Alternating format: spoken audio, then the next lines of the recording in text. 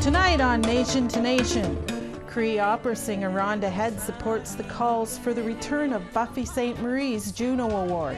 I wish this didn't happen, but it did, and you know, the Indigenous artists need to be rewarded. Sainte-Marie was adopted into a Cree family as an adult 60 years ago.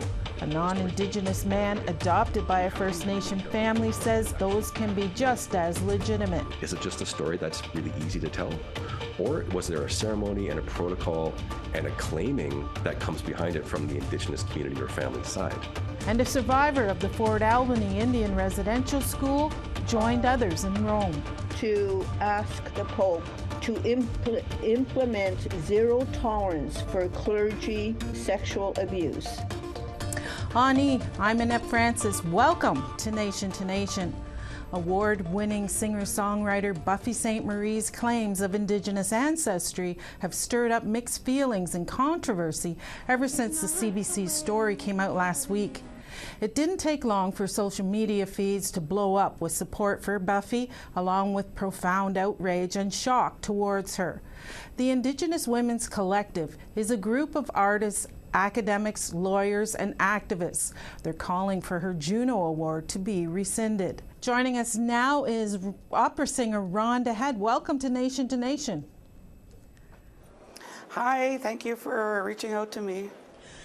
Did you know Buffy? Had you met her? I met her on previously, but I didn't know her. I don't know her personally. I just met her at a few Indigenous music conferences. What were your initial thoughts when you saw the CBC story on Buffy, and were you surprised? I was surprised. My initial thoughts when I was watching the Fifth Estate, I kept having to stop the program because it was bringing tears to my eyes and shock and anger, and that's how I felt. I had to take a few days to process the information, and it's been shocking for everyone, and so that's how I took it, and it's hurtful, and it caused me to be, it made me angry. What are your thoughts now? What are you angry over? I'm angry because I'm an Indigenous musician. I'm really Cree. I come from a Pasquia Cree nation. And I'm really upset that Buffy took space where she didn't have a right to take space. She won awards and accolades that were meant for Indigenous musicians. And that's what really hurts me the most. You know, I have a few friends that were on the JUNO nomination list when they were up against her, and they lost, and you know, if she didn't apply, you know, one of those musicians would have won, and it would have been a true award. And you know, I'd like to see the JUNO Awards revisit those awards that were given to Buffy, because they don't belong to her. They belong to an Indigenous musician who rightfully should have won those awards. There are a number of other musicians that are asking for all of her awards be taken back, the Order of Canada as well. Why do you think that should be done? I think it should be done because, first of all, she's not Indigenous, and I believe the documentary that was done is true. You know I have some background on media, and I know they did their research. Like, they can't put anything out there unless it's true. So, and it's very, the evidence is there, and it's a really sad situation for both sides of the fence, and I wish this didn't happen, but it did, and you know, the Indigenous artists need to be rewarded, like what they should have rightfully won, and no Indigenous, non-Indigenous person should ever take our space. We already have a hard time finding a space or finding a platform to perform our music, and then somebody goes, the situation is just, it's hurtful, and it makes me angry, and I just wish that people should have told the truth a long time ago and be honest. What could be the long-term effect for Indigenous musicians in the music industry? Could people wonder who's a legitimate Indigenous performer? The long-term effect, well, it's already happened with the JUNOs. Like they just established, we have, as Indigenous musicians, we have to prove that that the community claims us. So we have to have a treaty number, and we have to have two people from the community that can back us up and claim us that we're from that community. So I want to thank the JUNOs for doing that, and I think that's what needs to be done for all the other award shows. There's a lot of mixed feelings and thoughts over this story. How would you like to see it unfold from here? Well, I'd like to see her words be taken away for not being truthful and taking up space where she should not have been taking space. I would like to see the artists that could have won, and the JUNOs revisit the awards and award it to an Indigenous artist. I would like to, we keep getting triggered over and over again as Indigenous people from the children that were found in Kelowna. And then the other children that are found in the other gravesite right across Canada, we keep getting re-triggered over and over again. And this is just another trigger for us. We're always trying to heal, and I pray that we do heal from this, and we learn from it too. That is my wish. Do you think, and hope. Also, would you think that Buffy should explain or apologize? It would be up to her to apologize. It's not up to me to ask her to apologize, but if she did, it would be a nice gesture for her to do that. But it's not my place to ask her to do anything, actually. But it would be nice if she came out with the truth. Okay. Miigwech, thank you for joining us. Thank you. Stick around. After the break, we'll hear from a white adoptee and what that means for Indigenous families and communities.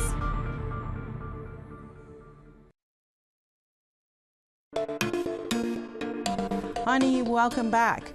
According to the CBC investigation, Buffy Sainte-Marie was born to white parents in Massachusetts. At the age of 20, she was adopted into the Pye Pot family and Pye Pot Cree community in Saskatchewan. Many are saying customary adoption does not make you Indigenous. However, according to our next guest, it is a legitimate basis of Indigenous citizenship. Damen Lee is a non-native. As a baby, he was adopted into the Fort William First Nation and is now a band member. He holds a PhD in Indigenous Studies and is an associate professor at Toronto Metropolitan University. In response to the story, he co-authored a column published in the Globe and Mail. Damen Lee joins us now. Welcome. Nice to be here. So what compelled you to co-author the opinion piece in the Globe and Mail? Yeah, so Stephanie McLaren, my cousin, and I, we were talking about adoption and Indigenous citizenship and Anishinaabe citizenship just before the kind of story about Buffy Sainte-Marie broke. And so we thought, well, we're already talking about this. Maybe we could put some of our discussion into an op-ed. So we pitched that to the Globe. So what is the Anishinaabe way of adopting a person, and how does that work? Yeah, I mean, I have some experience with that, and I mean, I wouldn't want to speak to like I'm not the only voice on this, but like, yeah, Fort William First Nation, there's a really strong history of adoption. So Fort William First Nation is an Anishinaabe community. It's where I'm from, and there is like a range of ways that Anishinaabe in the North Shore of Lake Superior do adoption. Sometimes it's like full of pomp and ceremony, and sometimes it's not. Sometimes it's very kind of like under the radar, low visibility. And families will bring children in for a variety of reasons and through a variety of ways. And yeah, some of my research looks at not only that in a nutshell in terms of like what families do, but also how it translates to more political levels of citizenship and belonging. Okay, and to be clear, you do not have status, but you are eligible. And so how do you describe yourself? How do you identify yourself? Mm-hmm. Yeah, I'll give you my full positionality. Like this is what I normally start with when I meet people. So I'm from Fort William First Nation. I am white. I have no Indigenous ancestry. I was adopted into Fort William when I was a baby, according to Anishinaabe law. I identify as Anishinaabe. I'm white, but I don't have the genealogical background that comes with that.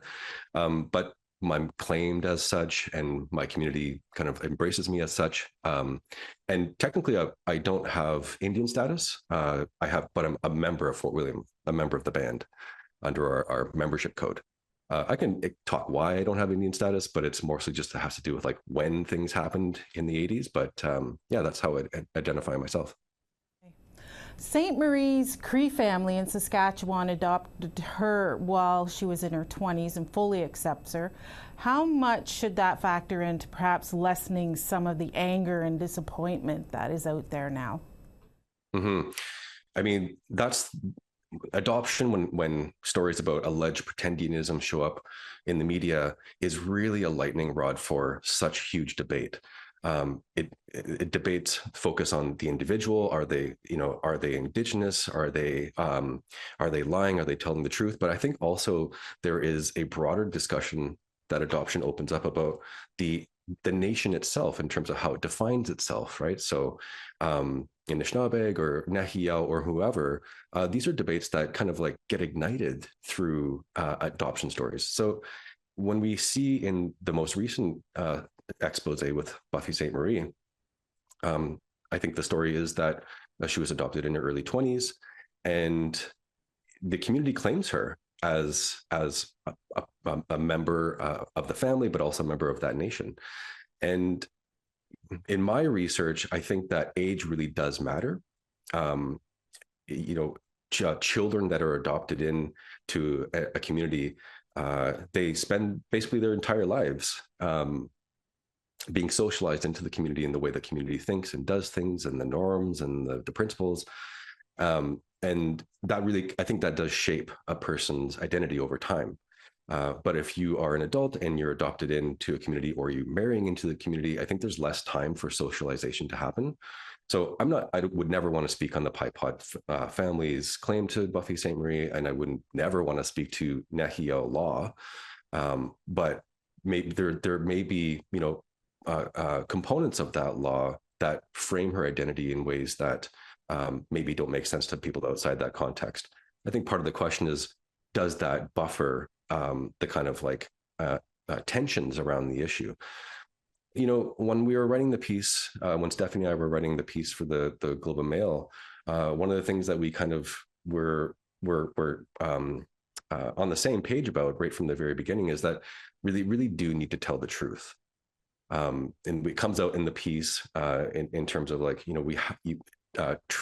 telling the truth is part of consent, right? You can't consent to something if you're not telling the truth. So like when it comes to the adoption stories, any story, whether it's this recent one or more broadly, I think where adoption becomes really tricky is because it can turn into a wild card where people can use it in different ways. And one of the ways that we can be careful to not let adoption stories get used against Indigenous nations is through truth-telling and through transparency. Why is it that Indigenous customary adoptions can cause so much confusion for people?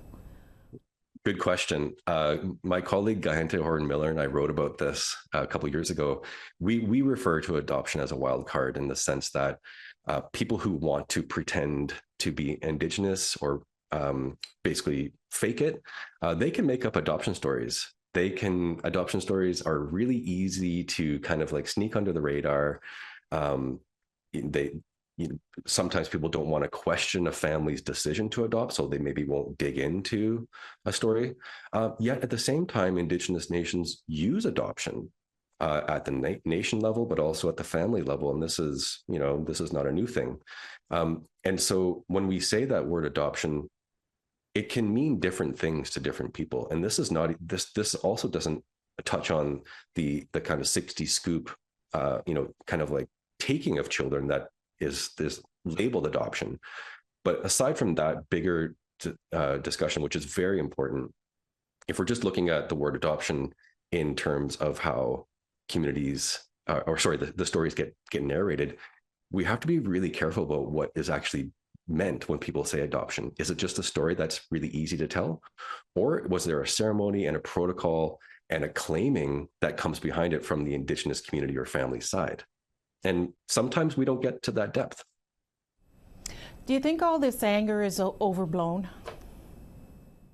No. I think that pretendianism and identity fraud is a significant problem that's really an expression of colonization. And where I see identity fraud and pretendianism kind of turning is on the fakeness, the if I can say the word lying, the not truth telling. Nobody wants to be lied to. And when there's resources at stake and there is, expressions of identity at stake, and where there is even nation rebuilding in this reconciliation era, when these things are being kind of like centered as part of what communities or nations are trying to do, when someone's faking it or lying about something, I think communities are and individuals are right to be concerned and be upset when there is a story being told that's maybe not aligned with reality. That leads right into my next question: is how could all of this been avoided? Great question. I mean, if we're talking about the most recent example with Buffy Sainte-Marie, I think, again, truth-telling is really critical. And, out of respect for her response, from what I've seen in the media, is she's said what her truth is. And she's said these things that, this is her story. I think what's happened in the expose is it raises questions about whether or not it's the whole story. And I think that where Indigenous, like Nehi or Anishinaabe kind of citizenship and identity are at play, it's really important to be forthcoming with what the story actually is. And so the answer to your question in a nutshell, I think, would be really to be very clear about what your I'll use the word status, but not in an Indian accent, but what is your status in terms of why you belong with that nation or that community. Okay, miigwech. Thank you. Miigwech, pamapi. Switching gears after the break, we'll hear from a residential school survivor and her trip to Rome.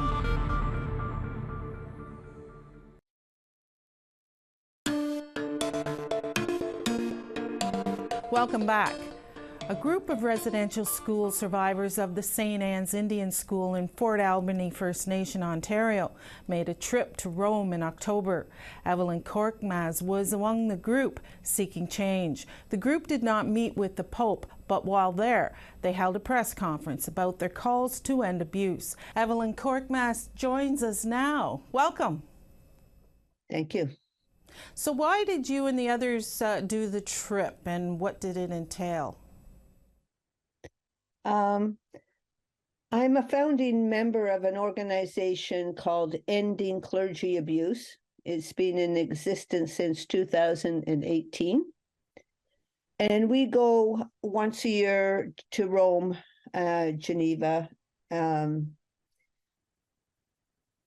this year we went to ask the Pope through the media to implement zero tolerance for clergy sexual abuse, as well as zero tolerance for cover-up. We want him to implement it into the canon law, so that these clergy predators do not get shuffled around to a different location, or, reoffend again. Something has to be done. As a residential school survivor, we all know here in Canada that this was an epidemic in our schools. So this subject is very dear to me because I am a survivor of clergy abuse. I went to St. Anne's residential school in Fort Albany. Did you try to see the Pope as well? No, I didn't try to see him because I knew he was busy with the synod that was going on during that week we were there. But we did talk to him through the media, and I know he's seen it. I know the people in Rome are very aware of our group, Ending Clergy Abuse, because we've gone there every year since 2018, except for the 2 years that we had the pandemic.